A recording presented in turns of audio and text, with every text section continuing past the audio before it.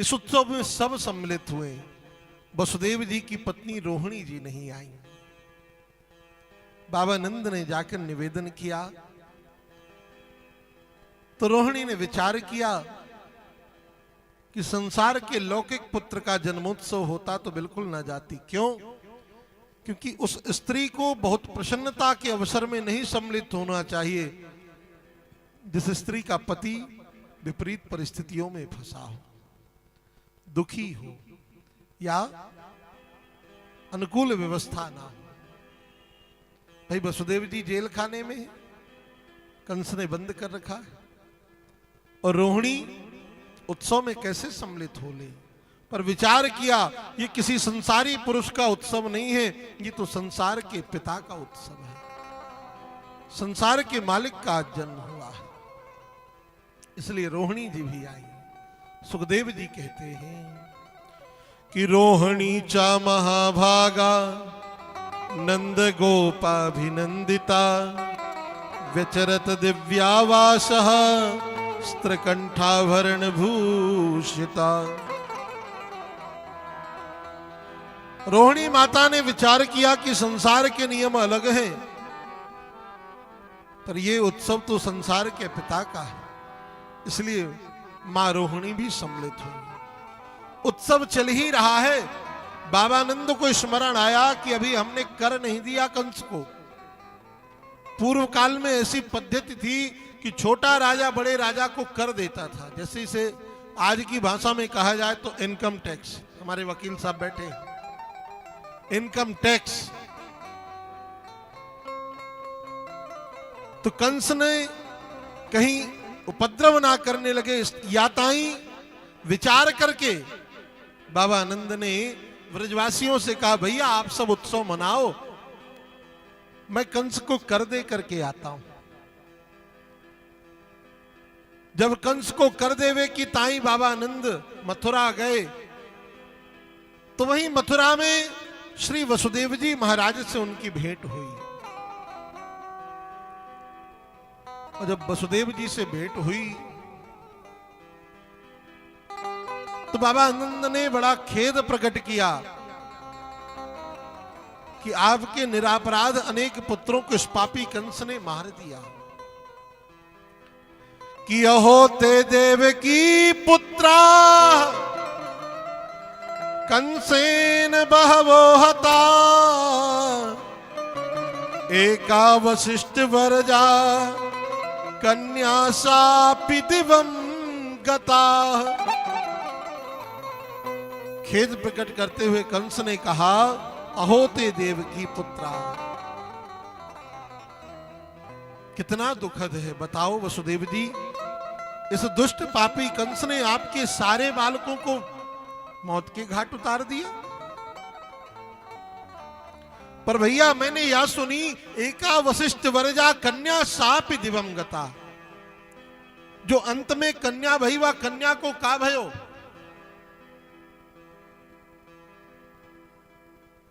वसुदेव जी ने कहा वह कन्या को भी उसने पटका, पर वह कन्या कोई सामान्य कन्या नहीं थी, वह साक्षात योग माया थी जो आकाश मार्ग में तिरोहित हो गई।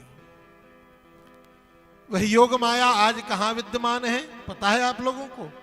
साक्षात विंध्याचल पर्वत में विंध्यवासिनी के रूप में। बोलो विंध्यवासिनी मैया की जय।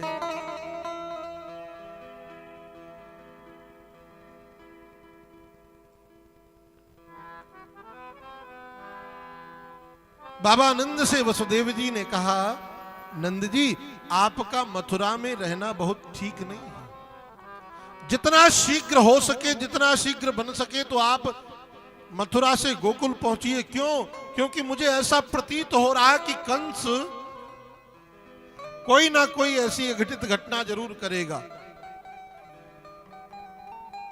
क्योंकि आपके घर भी लाला को जन्म भयो है और इस समय कंस उपद्रव की पराकाष्ठा पार कर रहा है।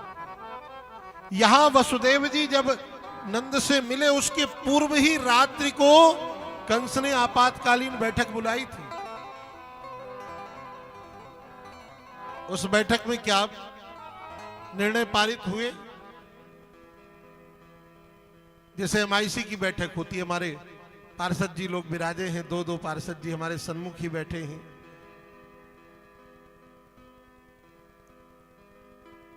अन्नू अवस्थी जी ना बहुत बहुत अभिनंदन।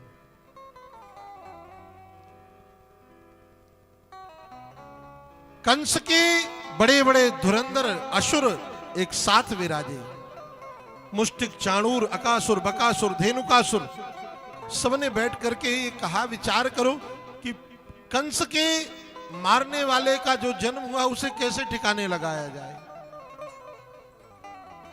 सब राक्षस अपना अपना मत दे रहे थे, पर उसी समय एक मौसी जी बोल पड़ी। मौसी जी ने कहा, भैया तुम कहो तो मैं जाऊं नंद के यहां। राक्षसों ने कहा, सब जगह तो हम हर बालकों को मृत्यु के घाट में उतार सकते हैं, पर एक ऐसा घर है जिस घर में हमें प्रवेश भी नहीं मिलेगा। कौन सा? नंद का घर। अरे नंद जी कोई सामान्य राजा थोड़ी है, इसलिए पूतना मौसी ने कहा कि नंद के यहां तो मैं जाऊंगी। कंस ने कहा, ये तुम्हारे बड़े बड़े विकराल वेश को देखकर, बड़े बड़े नाखून, बड़े बड़े दांत और इतना भयावह वेश देखकर तुम्हें कौन प्रवेश देगा? पूतना ने कहा कि उसकी चिंता मत करो, मुझे कोई पहचान ही नहीं पाएगा। अभी ब्यूटी पार्लर जाऊंगी और ये सब पूरा मेकअप करवा करके पहुंचूंगी मैं, पता ही नहीं चलेगा। अच्छा, आजकल ऐसा ही है कुछ, ब्यूटी पार्लर वाले पता नहीं कैसा लीपा पोती करते हैं, राम जी जाने, कि कुछ का कुछ दिखने लगता है। प्रेम से बोलो राधे राधे। अब ये मत समझ लेना कि जो लोग ब्यूटी पार्लर जाते हो पूत नहीं है। पूतना मौसी बनावटी वेश बनाकर जा रही है। भाई ब्यूटी पार्लर वाले बनावटी वेश ही तो बनाते हैं, तो पूतना बनावटी वेश बना करके जा रही है। विचार करो, क्या मेरे परमात्मा बनावटी वेश पर रीझते हैं? कदाचित नहीं। अरे भाई, भगवान तो भक्त के लिए निरंतर उपलब्ध है, बस भगवान की कुछ आचार्य संहिता है, उन आचार्य संहिताओं का कोई पालन कर ले तो भगवान सामने है। एक छोटा सा दृष्टांत देकर के समझाते हैं। एक बार गोस्वामी तुलसीदास जी के मन में प्रेरणा आई कि चलते हैं साकेत, भगवान राम जी के दर्शन करेंगे। साकेत चलते हैं, भगवान राम जी के दर्शन करेंगे। और जब पहले द्वार पर पहुंचे, जब प्रथम द्वार पर पहुंचे, 3 देहली हैं भगवान तक पहुंचने के लिए, तो पहली देहली पर पहुंचे तो पहली देहली पर पहली आचार्य संहिता लिखी थी कि मम दर्शन कर फल परम अनुपा। मेरे दर्शन का अद्भुत फल है। पर उस देहली पर इतनी भीड़ थी महाराज, जैसे कल यहां भीड़ थी, बड़ी कसमकस थी, निकल पाने में बड़ी झंझट, पर किसी तरह गोस्वामी जी धक्का मुक्की करके आगे बढ़े। अब दूसरी देहली पर पहुंचे तो वहां और ज्यादा भीड़, और ज्यादा कसमकश। पर उस देहली पर ऊपर एक पंक्ति लिखी हुई थी जो संकेत कर रही थी। क्या वो पंक्ति क्या थी?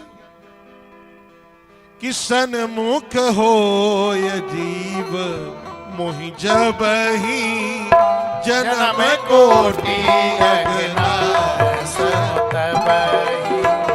सन्मुख होय जीव मोहि जब ही जन्म कोटि अगनास तबहि।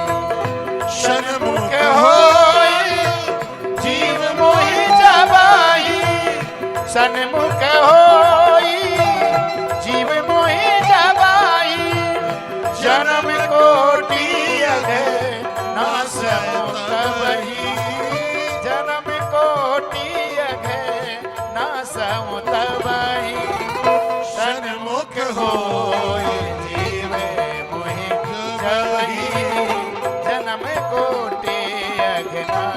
समझवई सन्मुख होय जीव मोहि जबहि जन्म कोटि अगन